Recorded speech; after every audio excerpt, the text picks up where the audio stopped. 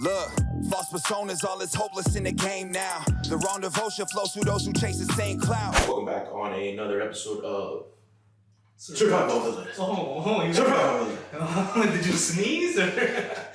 Givenchy. Are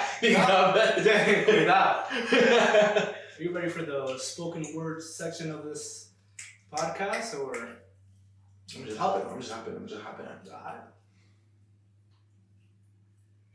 Mama's in the kitchen cooking some pasta. Your rhymes are slow, but mine are really faster. Faster? Hit you in the head with a blaster. I'm Dominican, so everybody think I throw fastballs.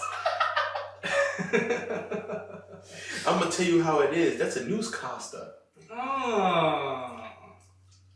What rhymes with Costa? Laughter, because that's what you're not making me do. You ain't funny. Do? Because all I do is speak. Matter of fact, beatbox for me.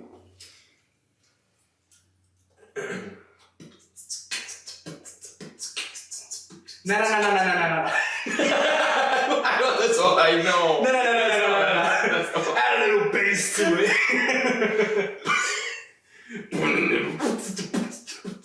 That's what I'm fucking talking about.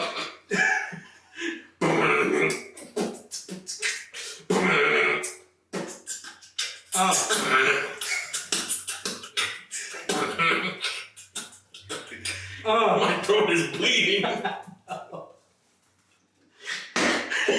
throat is fully bleeding, bro.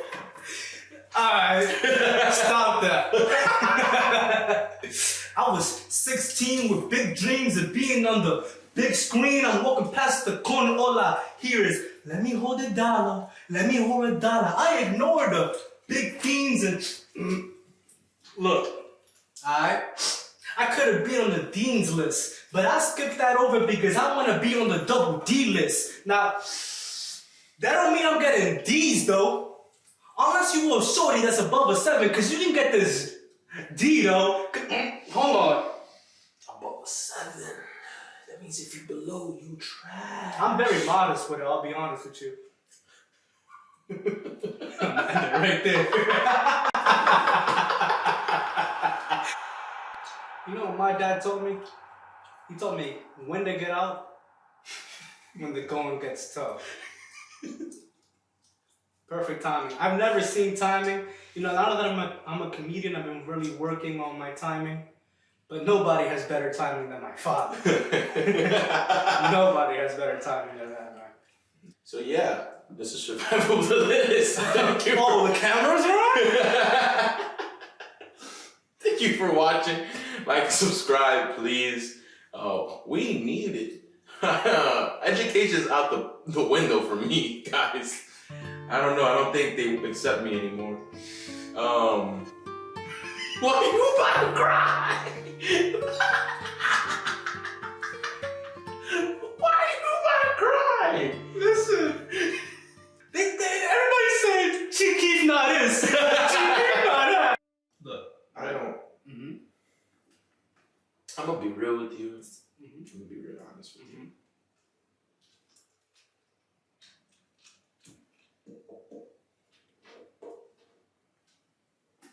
Proceed. This is on record.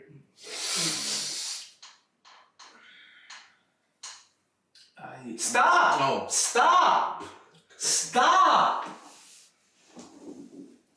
Stand up straight.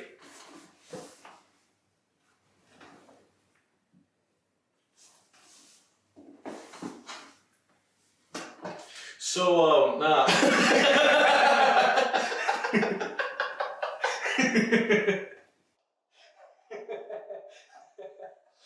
That's gonna be great. I don't know what's happening. I swear to God, That's gonna we be don't great. know what to talk about.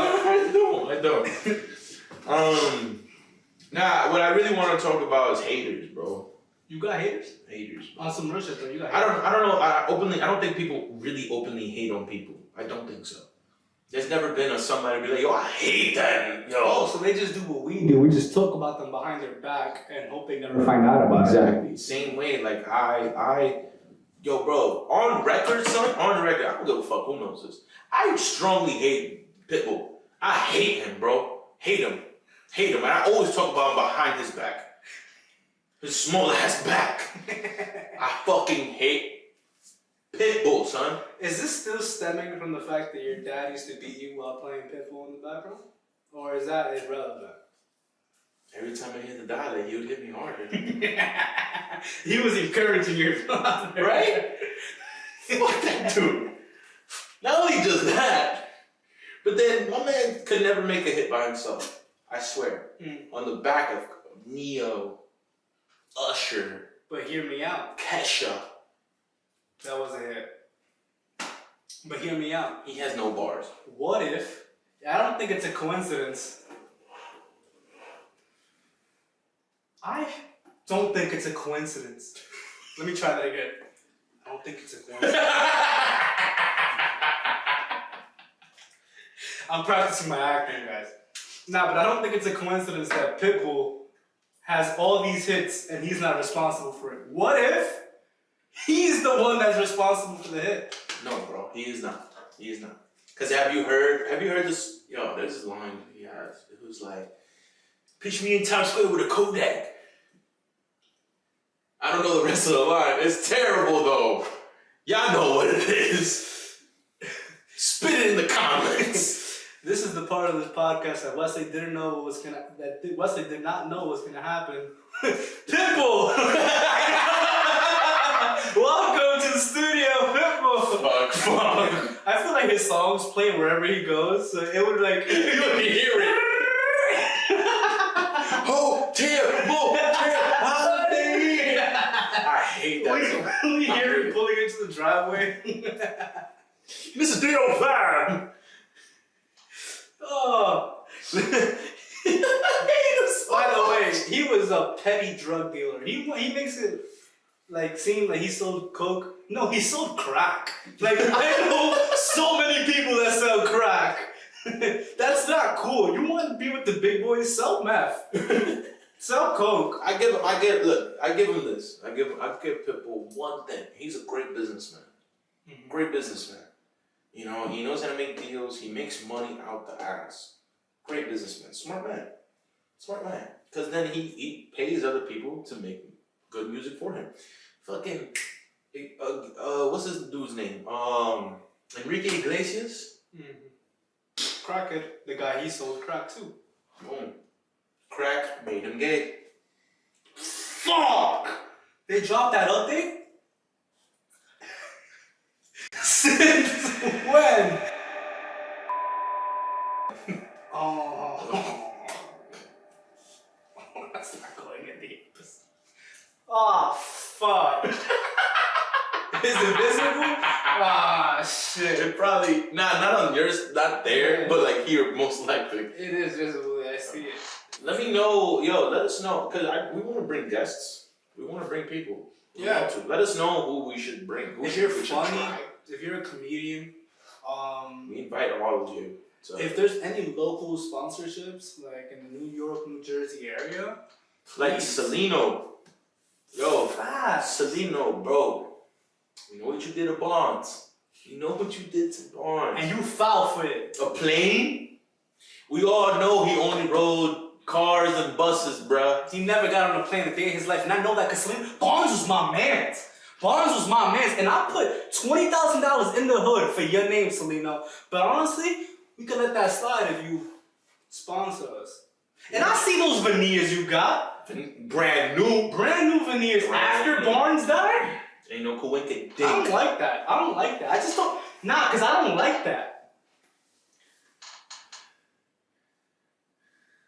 I'm calm now. I'm high now. 1-800-588-3805 today. You remembered that? That's not Selena Barnes. Oh, I think. what is that? I think there's a carpet thing. There was this commercial back. It was a cab. It was 777. He was a lawyer. Was he? He was a lawyer. He videotaped that on a Motorola Razr. Oh, That commercial, wow. he's like, 1-800-777-7777. Yeah, that was my favorite commercial as a kid. Wow. Favorite one. Are you serious? Yeah, that was literally like I used to watch TV with my grandma sitting down, and I would wait for that commercial, and she would do the dance too with me and shit.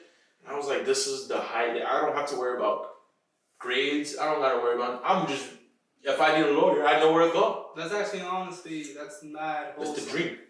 And when you die, you're gonna be doing that in heaven with your grandma. Fuck. What do you think happens when you die?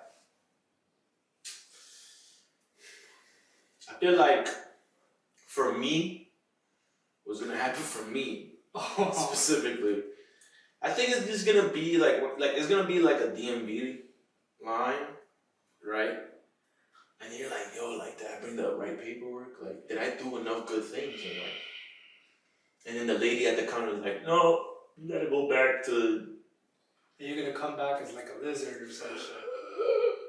No, cause if I'm back as a lizard, shout out Damian Lillard. Come to NY, baby. No,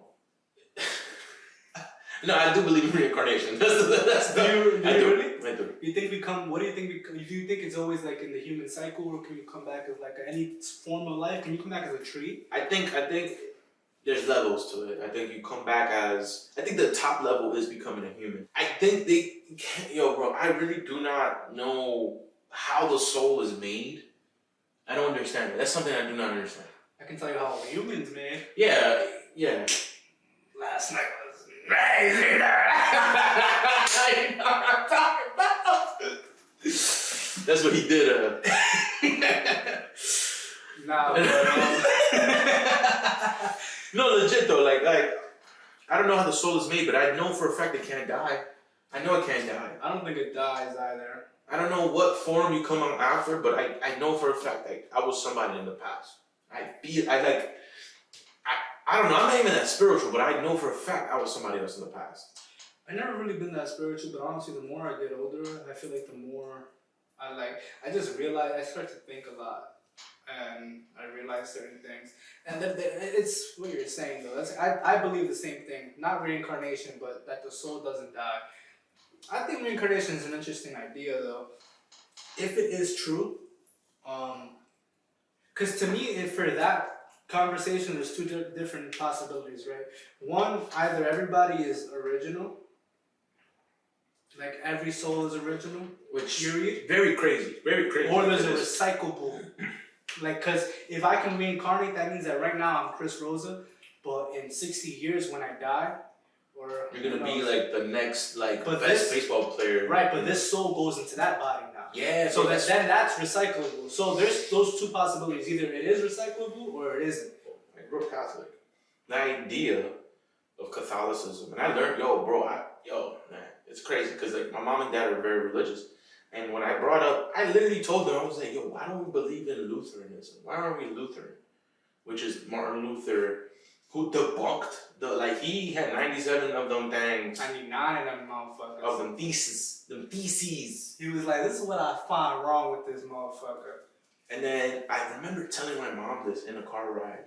Literally, like I was probably freshman or sophomore in high school. And I was like, Mom, what happened here? Motherfuckers gotta pay to go to heaven? And she was very defensive. She was like, those are old. That's back in the olden times. And I'm like, well, back in the olden times, they would do drugs while praying. That's how you get the closest encounter with spirit, like being spiritual. I mean, I think it's imperative for you to be it's good to, with religion, it's good to be spiritual. So why not get the closest thing to it? Religion is spirituality. Yes, but make it easy for people. People wait and pray for encounters with God, but I promise you, if I give you this little mushroom here and you go pray, I swear you will have an encounter with Him. Bro, the most spiritual I've ever felt in my life, I've always been high. It's like when I'm sober, those thoughts are, when you get high, those certain thoughts are available to you then. You ever notice sometimes, like when you do, Yeah. When you hit your wife? Nah. You're not, but for real though, you ever notice sometimes like certain thoughts are available to you when you have the THC, to put it lightly? You get a whole bunch of these ideas and you just think like, yo, like, not only do you think, but you believe whatever you're thinking. Like you're fully invested in whatever it is you're thinking. Bro, every time we talk about space, I don't have to fact check you. I believe you. It's scary, yo. I want to open up my own super church. Okay. I want to open my own super church. Catholic based. We believe in Jesus and all that. But when we pray, you know that thing? Yeah. That throw the smoke? We burn in psilocybin. Oh, like the back in the day. I think that's your bro. What? And your baptism, you do DMT. Shit, as a kid? No, we change your baptisms. Oh. 21 and older. Damn. 21 and older. You really want to get there? Figure it out. I've done psychedelics, and when my mom sees this, yeah, I did it, Mom. I think everybody should do it. I think everybody should. I've done acid. I've done shrooms. My acid trips were. Before you continue on, did you feel closer? Did you feel more spiritual on shrooms than you ever did praying? Yes. I remember I did it with my boy, and I was crying. Wow. I was crying. At the end of that trip, I started crying because I was like, yo, like, my dad came here to the United States. He came here to the country in the United States as an immigrant. And I'm doing drugs. This is what he wanted from me. You really felt bad. I felt bad. I felt really bad. And I was like, I gotta change my life.